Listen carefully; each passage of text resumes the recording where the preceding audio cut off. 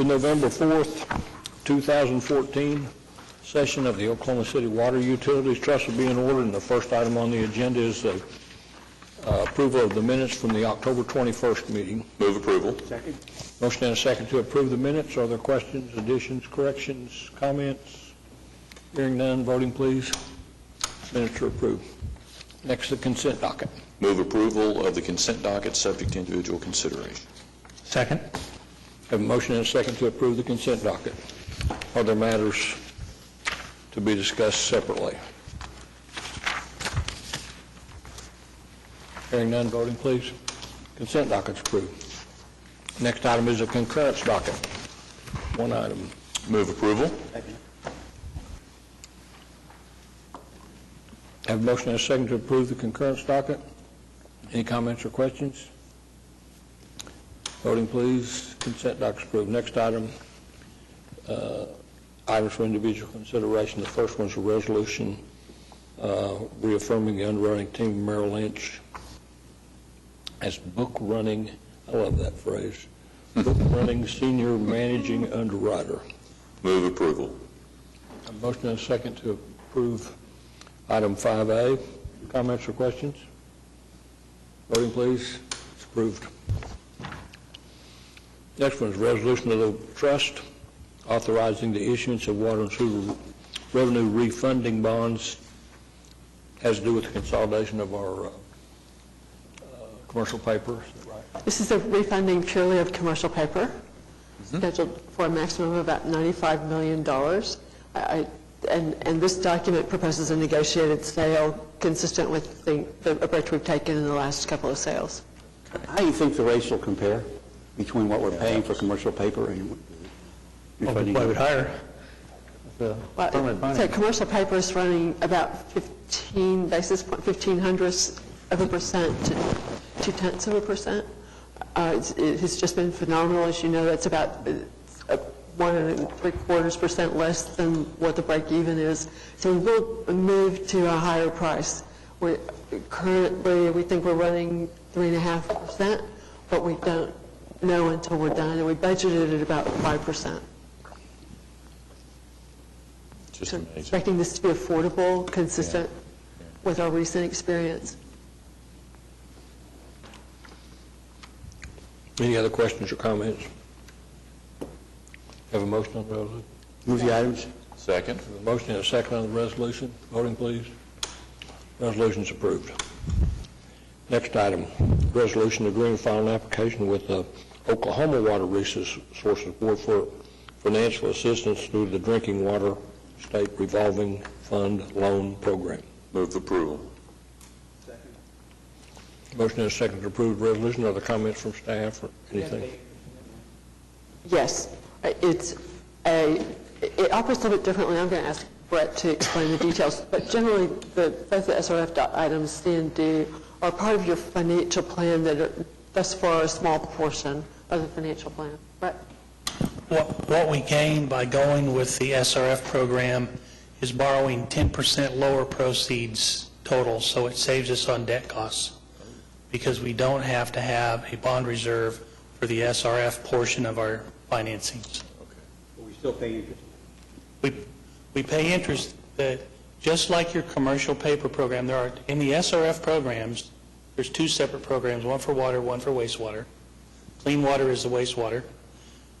They have rules concerning what they will finance. They won't finance all the capital improvement programs that the trust wants to pursue. So we apply for those. As they have funds available, they will dispense the authorizations for us to proceed. They have a program that's somewhat like our commercial paper in that as the claims come in for the contracts, that's how we gain the borrowing for that. So it's similar to commercial paper. It has a little bit higher temporary interest, but we are borrowing 10% less. So overall, it's a favorable program for the portion of funding that we can use it for. Great. Any other questions or comments? Have a motion? Have a motion and a second on item 5C. Voting, please. Item 5C is approved. Item 5D.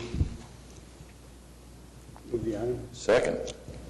Motion and a second on 5D. It's a similar resolution for wastewater.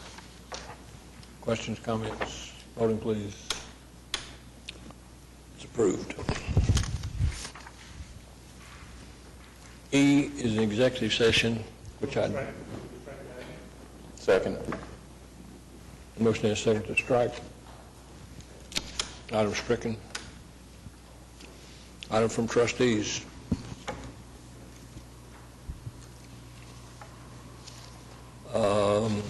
General manager's reports. Mr. Chairman, with us this afternoon, we have staff members from the Oklahoma Water Resources Board.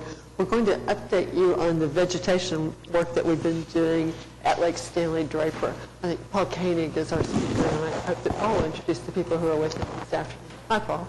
Hi, Marcia. If you'd state your name and address for the record, please. Paul Koenig with the Oklahoma Water Resources Board. Thank you. Thanks. Appreciate being able to talk to y'all. We've got three collaborators in here: Oklahoma City Parks, Bob Martin's group, the Wildlife Department, the Fish Lab in Norman, and also the Durant Fish Hatchery has been involved, and then, of course, the Water Board. As reference, we finished a project with y'all somewhere around 2008 in Stanley Draper, initially EPA-funded project, and so there's a picture. It's a picture of the same pen in 2008 and 2014, and even though we went through this extended drought in the lake, some plants in some areas have done really well, as you see in the lower picture. The other thing I'd point out is you see the green in the background of the 2014 picture. That is viewing lakeward. And here we are in about 8 to 12 foot of water, working our way through those willow trees. They are pretty much dying out, but it was a unique experience that for me.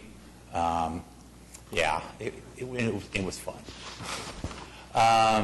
Is that the area where vegetation grew when the water levels were down? Yeah. And so now, as the water levels come back? Yeah, they're inundated, and I don't know if you can tell, but a lot of these trees are actually now at an angle. Mm-hmm. They're growing thicker above the water than below, and they're just... Yeah. Yeah. That's interesting. It really, really unique. Never have had to navigate an area like that before. Thriving species. So what was really encouraging is we've got pictures of some of the target species, wetland species that we planted that are still there.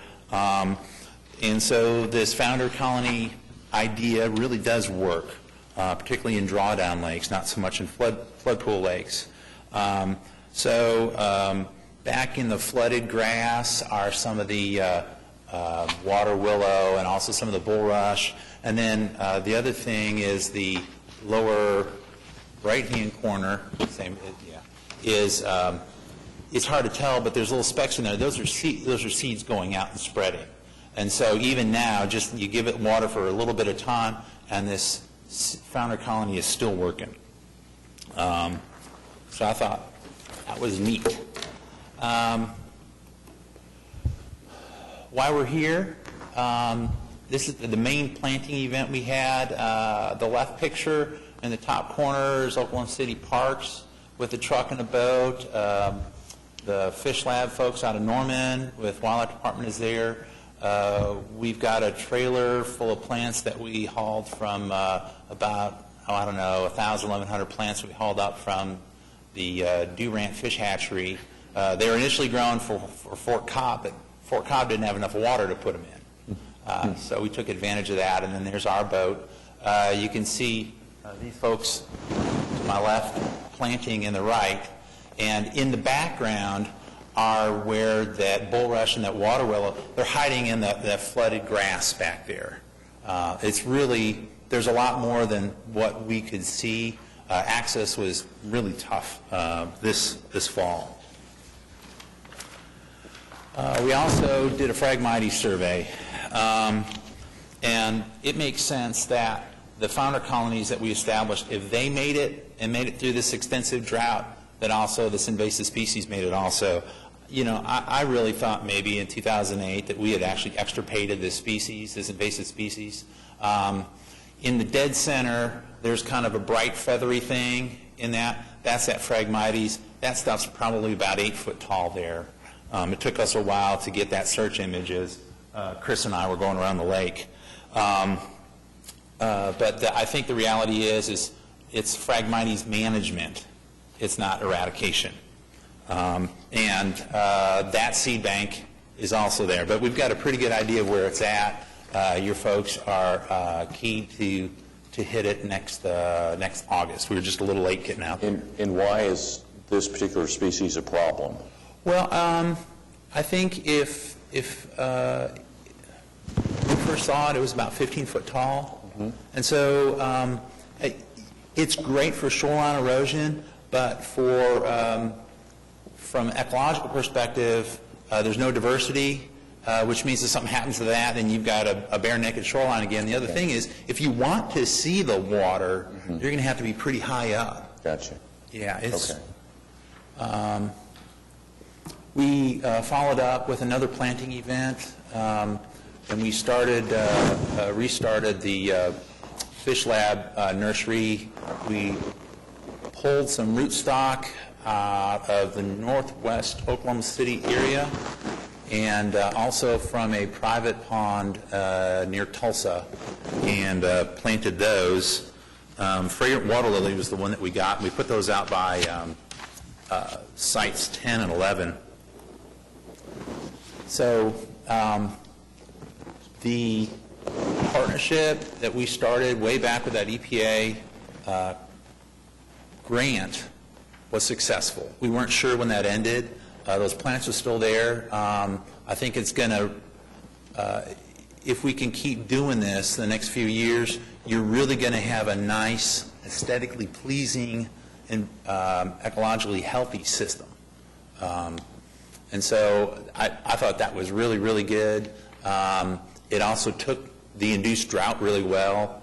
We're going to have to keep Phragmites management.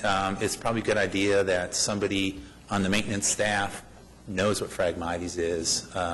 Way back then, there was some fellow that was really good at it. The wildlife department, the two folks there, we had a real quick meeting. The assistant fishery chief also got in on this to coordinate it. They add value to it. Bob Martin's group does. We're looking, there's one more species that did super well in Atoka, in Thalia. It's real pretty, very drought tolerant, also flood tolerant, and so we'd like to get that in there also. And we need to buy those in the spring or something. But that's, and also this next summer we'll have time to check all the cages. We really just focused on the pens. That's my talk.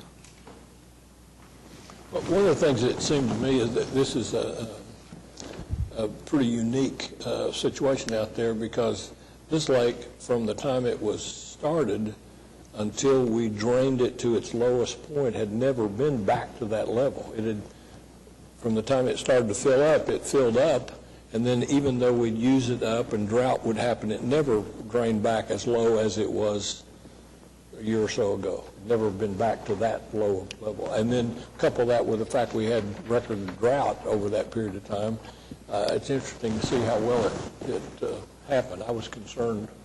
I see it a couple times a day, and I was concerned that it just wasn't going to make it because of the no water at all on it, and then the drought on top of that. So yeah, I think the sand held a lot of water, and I think some of those beavers.